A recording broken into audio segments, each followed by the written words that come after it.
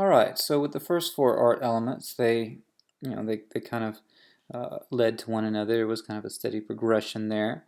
This next one, time and motion, are related, so we'll do these two together here. Now, with time and motion, we're talking about visual art, and with certain types of visual art, like movies, for instance, or film or video, um, like a movie, that's something that necessarily involves time and motion. The passage of it is similar to music. The time is a part of music. That's the way you listen to it. There's a rhythm, a repetition that you need to listen to that time takes you through. Same thing if you read a story. It's necessarily going to be involved with that. Now, visual art, with things like paintings and sculptures, those kind of exist outside of time as much as something can. For what I mean by that is for instance, if you look at a painting, you could look at it in an instant and move on, or you could look at it for 30 minutes if you really wanted to. It's not like other forms of art where you need this certain amount of time to experience it. And so there's going to be some interesting things that come about because of this in the art world. So let's look at this first one here. The first one would be motion. Is the first one we're going to look at. Okay, so with motion, two-dimensional art and three-dimensional art, like sculpture and drawing or painting, the paintings themselves and the sculptures themselves aren't actually moving. Okay, and so one thing I want us to know is pose, the definition of pose here.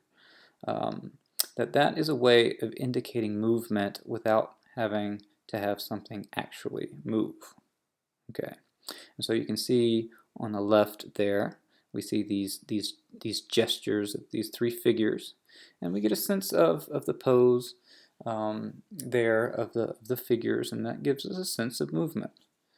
Same thing here with the sculpture on the right. Even though the sculpture is made of stone and they're very static. The sculpture itself isn't going to move. It looks like it's in the middle of that action of motion that we see, and that's because of the way that it's posed there. Okay, so that's what I want us to know here for motion is pose. Okay, now the second question here with time. How can you indicate the passage of time with a static work of art? Okay, that's a good question. How would you be able to do that?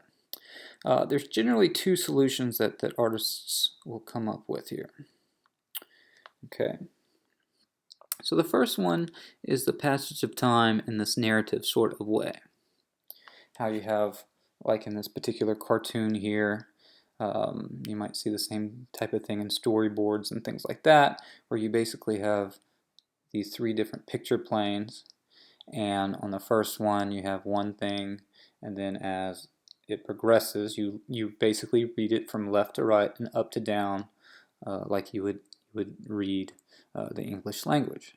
And so here we see this is an example of a little comic here. In the first section, the woman says, "You're repeating yourself," and then the second one, we can tell that time has passed here. We get to the second one and he says, "I've heard that before." And then the last one, in here she says again, we can tell time has passed, and she said, "Well, you can say that again."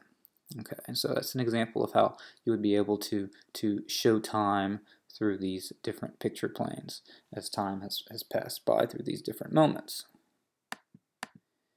An interesting solution that we see here, we don't have a lot of examples of these, but there's a few examples of these. This one is a good example from the artist Masaccio, which was way back in the 1400s here, and he's a pretty interesting artist. And his solution with this we see in this particular painting. This is called the tribute money, about one of the stories in the gospel where Jesus, the main character in the middle, is telling his apostle that to get the tribute money he'd have to go and basically fetch the money out of a fish, and he would have that to give as a tribute money. And so we can see all of that really here shown within the same framework, that the central people here that's basically the start of the story, where Jesus is telling the disciple what to do. And so if we notice the disciple here that he's talking to has a blue shirt and an orange cloak. And the guy over there on the side is the one guy with the kind of the short dress there.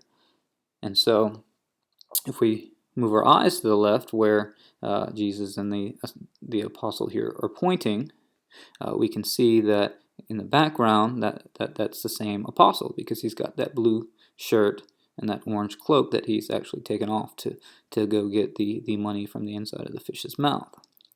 And then if we go all the way on the right, we can see that he's actually taking that, because again, he's the same clothes, blue shirt, orange cloak, and he's giving it to the man that we saw in the first middle section there. You can see it's the same guy with the short kind of skirt-looking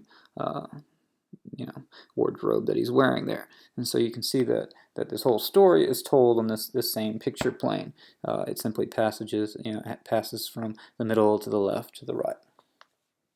And so we see, like I said, it is rare, but we do see on a couple of occasions that this is one way you can kind of show the passage of something by putting it all together on the same composition.